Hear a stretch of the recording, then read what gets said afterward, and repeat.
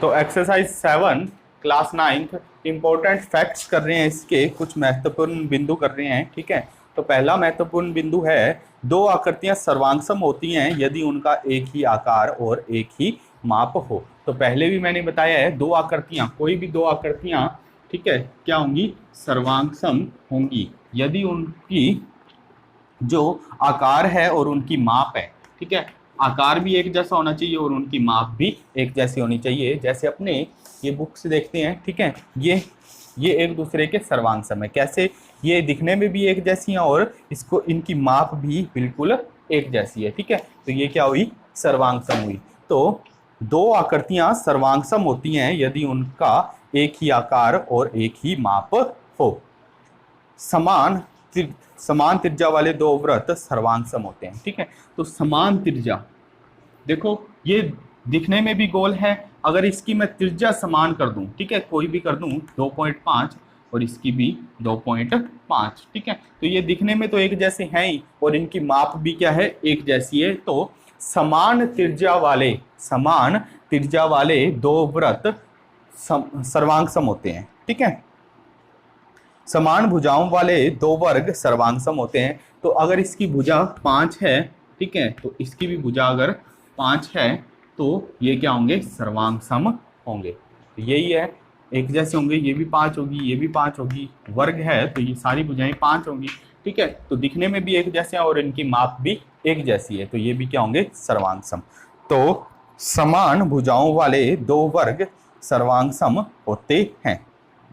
चौथा पॉइंट है, यदि त्रिभुज ABC और PQR संगतता AP और BQ और CR के अंतर्गत सर्वांगसम हो तो उनके सांकेतिक रूप में त्रिभुज ABC सर्वांगसम त्रिभुज PQR लिखते हैं। ठीक है, ये कह रहे हैं दो त्रिभुज हैं, ठीक है, त्रिभुज हैं ABC और PQR। ठीक है, ये कह रहे हैं A रिलेटेड है B से, B रिलेटेड है Q से और C रिलेटेड है R से। ठीक है, तो त्रिभुज ABC सर्वांगसम होगा त्रिभुज PQR के। ठीक है, ये ऐसे सोल्व हो सकता है।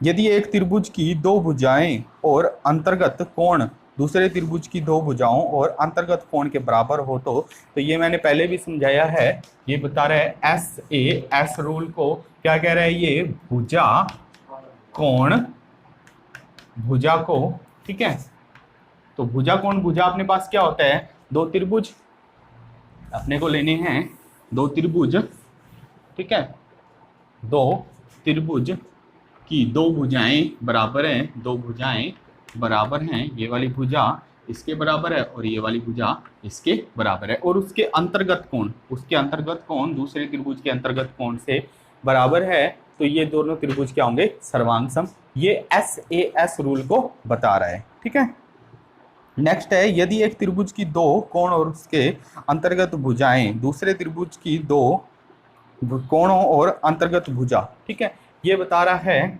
ASA रूल को। ASA रूल क्या कहता है? किसी दो त्रिभुज, ठीक है, की दो कोण, ये वाला कोण इसके बराबर है और ये वाला कोण इसके बराबर है, और उसकी अंतर्गत भुजा, ठीक है, अंतर्गत भुजा बराबर होनी चाहिए, तो ये त्रिभुज भी क्या होंगे? सर्वांगसम होंगे।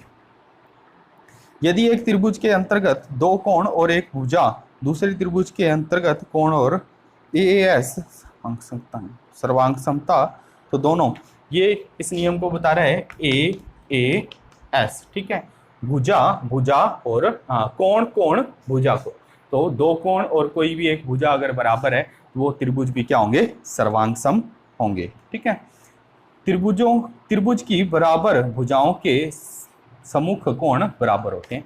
इस बात को समझो, ये सारी बातें इसमें काम आएंगी भी। ठीक है, जो एक्सरसाइज मैं करवाऊंगा ये सारी बातें उसमें काम आएगी, इसलिए इन इंपॉर्टेंट फैक्ट्स को लिख भी लेना और याद भी कर लेना।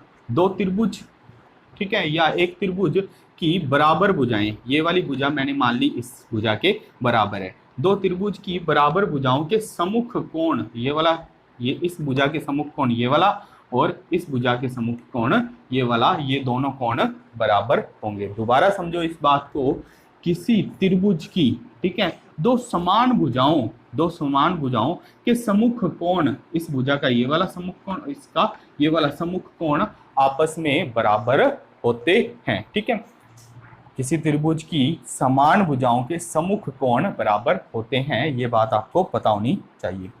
त्रिभुज के बराबर कोणों की सम्मुख भुजाएं बराबर होती हैं। ठीक है, तो त्रिभुज के बराबर कोणों की सम्मुख भुजाएं, इसका विपरीत ही कह रहे हैं, अगर किसी त्रिभुज में दो कोण बराबर हैं, ये वाला कोण इसके बराबर है, तो इसके सम्मुख जो भुजा है ये भी क्या होगी, बराबर होगी। पहले ये कह रहा था दो भुजाएं आपस में बराबर हैं तो इनके सम्मुख कोण भी क्या होंगे, बराबर होंगे। अब ये कह रहा है दो कोण बराबर हैं तो इसके सम्मुख भुजाएं भी क्या होगी, बराबर होंगी। किसी समबाहु त्रिभुज का प्रत्येक कोण 60 डिग्री का होता है। तो समबाहु अपने को पता है, तीनों भुजाएं बराबर, तो प्रत्येक कोण कितने डिग्री का होता है, 60 डिग्री का होता है। ये छोटी छोटी बातें आपको पता होनी चाहिए। यदि एक त्रिभुज की तीनों भुजाएं दूसरे त्रिभुज की तीनों भुजाओं के, तो ये बता रहा है एस नियम को, एस नियम क्या है मैं दोबारा बता देता हूं।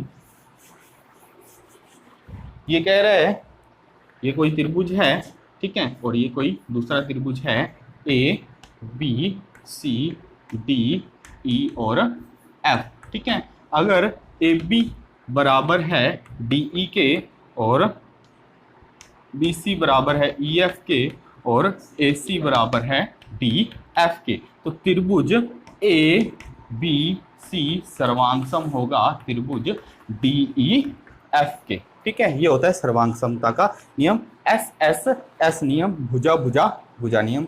इसके बाद RHS नियम है राइट एंगल, हाइपोटेनिस और साइड, समकोण कर्ण और भुजा। समकोण बराबर होना चाहिए, उसके सामने की जो कर्ण है वो बराबर होना चाहिए, और कोई भी एक भुजा। ठीक है, आगे है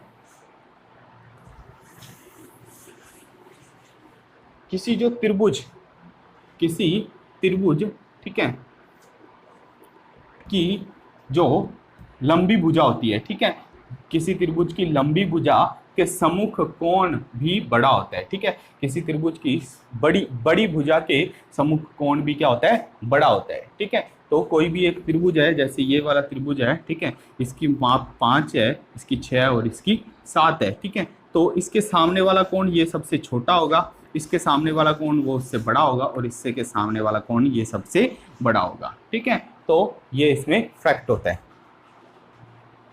किसी त्रिभुज में बड़े कोण की सम्मुख भुजा, तो ये वही कह रहे हैं, किसी त्रिभुज में दो भुजाओं का योग तीसरी भुजा से बड़ा होता है। तो ये भी आपको पता होना चाहिए, किसी त्रिभुज में, कोई भी त्रिभुज है, ठीक है, उसकी दो भुजाओं का योग तीसरी भुजा से बड़ा होता है, ए बी और सी। तो अपने पास ए सी प्लस सी बी बड़ा होगा किससे, ए बी से। कोई भी भुजा से आप ले सकते हो, तो दो भुजाओं का योग उसकी तीसरी भुजा से बड़ा होगा। ठीक है, ये निश्चित है, इसमें दो भुजाओं का योग तीसरी भुजा से बड़ा होगा। ठीक है,